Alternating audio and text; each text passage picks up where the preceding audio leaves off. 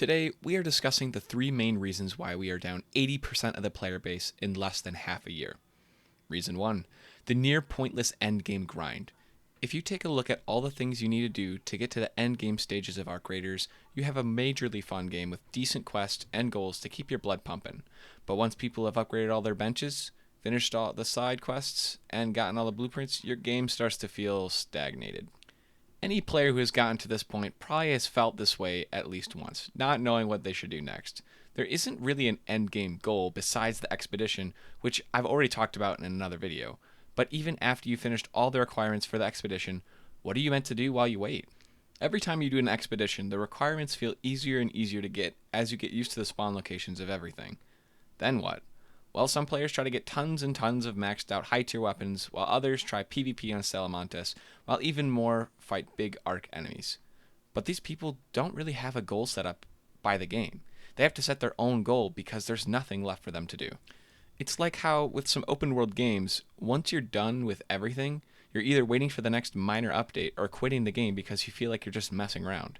In the last few months, people have been leaving in droves. Popular streamers and YouTubers are quitting the game because there isn't endgame goals or content to really talk about. Now, we just hit 250 subscribers a few days ago. Thank you all so much for the support. It means so much to me. Our next goal is 500 subscribers, and I'd like to hit that by the coming expedition May 11th. If we reach this goal, I'll be giving away all my blueprints, but you'll have to watch the end of the video to see more. Reason 2. Updates that don't affect real issues. Since the game launched, there has been 6 major named content updates and only 26 patches. Within those updates and patches, more issues have arrived. PvE players have found many different ways to defeat the Arc easier. Embark's solution to this was to make wolf packs harder to make, in Photoelectric Cloak 400% weaker, and slightly buffing the Bettina for diversity, I guess? These changes only make it more difficult to get and use the items we already have. And now for PvP players, almost nothing has changed. They keep making small fixes to the Trigger Nade, which is still the strongest PvP item in the game, and they added new weapons like the Cantu, but the blueprint is so difficult to farm, and it's so similar to the Stitcher and Bobcat that nobody wants to get it anyways. And lastly, for those that love to grind the trials, once you get to Hotshot, it's almost hard to go down the ranks. I think this last cycle I've put in 4 hours into trials and kept my Hotshot rank. The most recent update they had trying to fix it was to make the goals more enjoyable. That doesn't even get close to fixing the core issues. And no, I'm not going to say it didn't make it any better, but it definitely didn't change much in progress to the system at all. All these updates try to make the game better, but end up creating other problems that people don't want to put up with. A lot of people don't want to play a game that doesn't have updates that are for the raiders. Now, the third reason we have on our list are rats. A decent percentage of people joining the game were hoping for something more like Helldivers or Destiny, where it was just PvE with your buddies. Some people decide not to play because of the possible player kill environment, but those who decide to play would usually end up in PvE lobbies anyways. PvE lobbies are generally stacked with raiders carrying lots of goodies to defeat the Arc, which is the perfect nesting ground for rats. Rats are raiders who infest PvE lobbies trying to get the goop that the unknowing friendly raider brings in. There are 2 types of these vermin.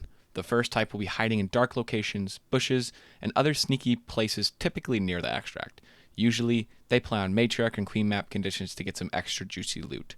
The other pretend they are friendly raiders until you turn your back, and that's when they strike.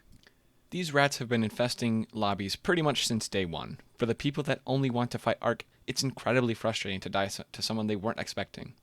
It would still be annoying, but make more sense if you see them in mixed or PvP lobbies, but for those who only enjoy fighting the Arc, it brings a sense of fear that is now ingrained in PvE players.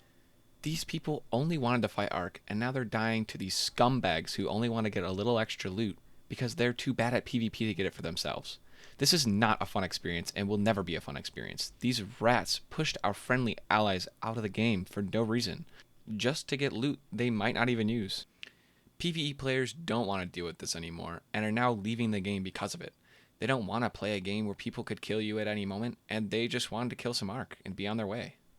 These are the 3 biggest reasons I've found people are leaving the game prematurely, and it could definitely be avoided if Embark made some fixes. If you left the game recently, let me know down in the comments below why you left the game and what could Embark do to make you come back.